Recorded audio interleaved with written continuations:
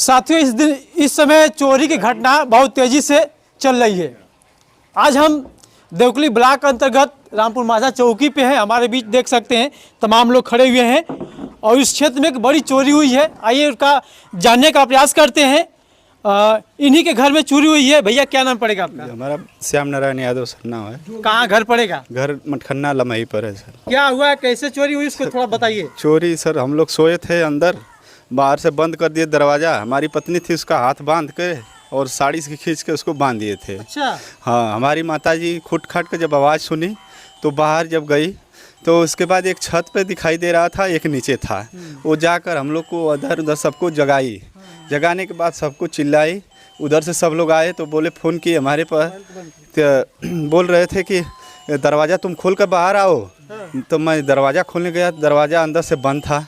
मैं बोला हमारी पत्नी अलग है, हम अलग रूम में हैं, तो पता नहीं क्या कर रहे हैं सब। तो मैं चिल्लाया कि आओ दरवाज़ा तोड़ दो, तोड़ के हमको बाहर निकालो, पता नहीं मार देंगे क्या करेंगे। और जब हमारी पत्नी किसी तरह मतलब खींची तो आई, तो मैं वो रोने लगी। मैं दरवाज़ा खोली मेरी, वो तुरंत बेहोश होकर गिर गई। वो सब सारी सामान बिखरे हुए थे, सब बक्सा, सब जेवरात जितना था, सब पैसा था, सब लेकर चले गए। आज की रात? आज ही की रात की बात है।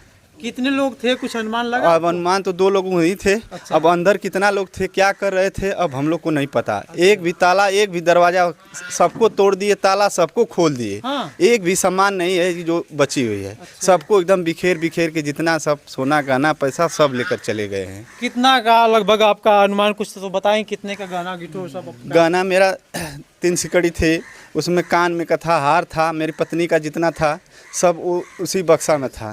फिर कैश था, गेहूँ बेचे थे हम लोग अभी ठेसर का, 2.5 लाख रुपया और नगद था। इस तरह 50,000 रुपया था। हमारे पापा के जेब में भी 10,000 रुपया था, वो भी सब निकाल के लेके चले गए। अच्छा। सब यानी कि बंधक बना करके। हाँ, पूरा बंधक एक बना कहा जाए के तो चोरी नहीं, डकैती है। उस तरह लेकर सब गए, हम लोग को बंद कर दिए, हाथ बांध दिए।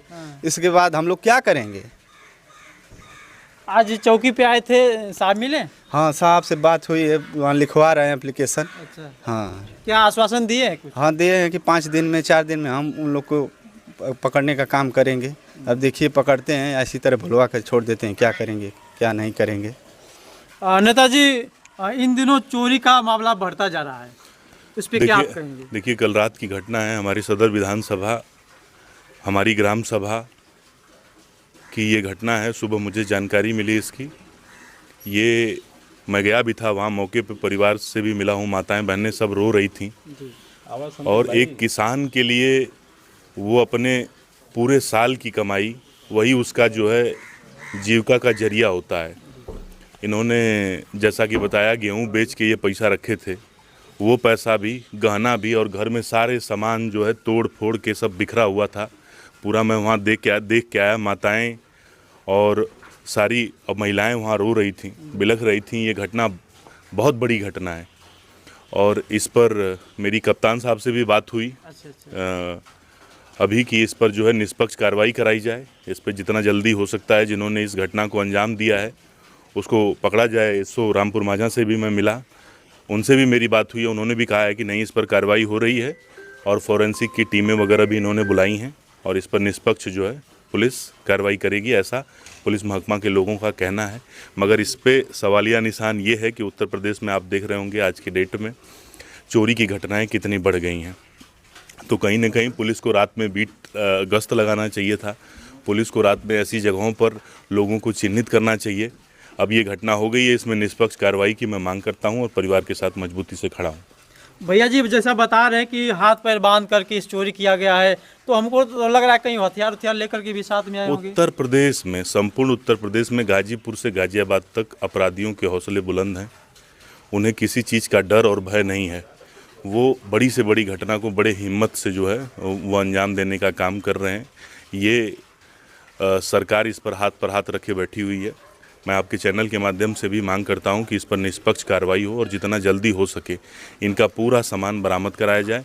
इसीलिए मैंने कप्तान साहब से भी बात किया। मैंने कहा सर ऐसी घटना हमारे विधानसभा की बात बाद में, पहले हमारी ग्राम सभा में हुई है, इस पर निष्पक्ष कार्रवाई कराए। उन्होंने कहा है कि नहीं, मैं एसओ को अलाइन कर रहा हूँ और इस पर टीमें काम करेंगी, बहुत जल्दी हम इसका खुलासा करेंगे। नेताजी, आप कह रहे हैं जैसा कि माननीय योगी जी तो कहते हैं कि जो भी लुटेरे हैं, बदमाश है, वो देश छोड़ कर भाग जा रहे हैं। देखिए, ये बात अगर योगी जी कहते हैं तो वो अच्छी बात है, मगर पत्रकार कहेंगे तो अच्छी बात नहीं है। पत्रकार सारी चीज़ों को जान रहे हैं। योगी जी का कहना है कि जो गुंडे माफिया हैं उन पे कार्रवाई होती रही है, बुलडोजर भी चल रहा है। फिर प्रत्यक्ष को प्रमाण की ज़रूरत क्या है? इतनी बड़ी घटना आपके सामने है, बहुत बड़ी घटना है ये किसी के जीवन भर की कमाई होती है। जो किसान परिवार से बिलोंग करता है वो बड़ी मेहनत से जेवरात बनाता है, कई साल लग जाते हैं उन्हें एक सिकड़ी बनाने में, और जिसका पूरा गहना साफ हो गया हो। महिलाएं बिलख रही थी वहाँ, मैं मौके पे गया था, महिलाएं बिलख रही थी। तो इसलिए मैं बताता हूँ आपको कि ये घटना बहुत बड़ी घटना है। पुलिस इस पर निष्पक्ष कार्रवाई करे, नहीं तो हम समाजवादी लोग सड़क पर उतर करके आंदोलन करने का भी काम करेंगे। साथियों, जैसा कि मैं बता दूं कि इस समय चोरी घटनाएं बहुत तेज़ी से फैल रही है और ये साक्षात दिखाई भी दे रहा है यहाँ पे इस रामपुर माझा चौक के अंतर्गत, जो सबसे बड़ी घटना है। और कहा जाए तो कह रहे हैं भैया कि हाथ पैर बांध करके सारी चीज़ों को लूटा गया है। बीच में सत्या भाई आ गए हैं। भैया, क्या कहना चाहेंगे? आपका ये क्षेत्र, थोड़ा इधर आइए, इधर आपका क्षेत्र है, बहुत बड़ी डकैती हुई है, क्या कहना चाहेंगे इस पर? हम सब लोगों को पता चला सुबह 7 बजे और आए हम लोग थाने पर। एसओ से बात हुई, एसओ महोदय को एप्लीकेशन भी दे दिया गया। उन्होंने आश्वस्त किया है कि 1 हफ्ते का टाइम मांगे हैं।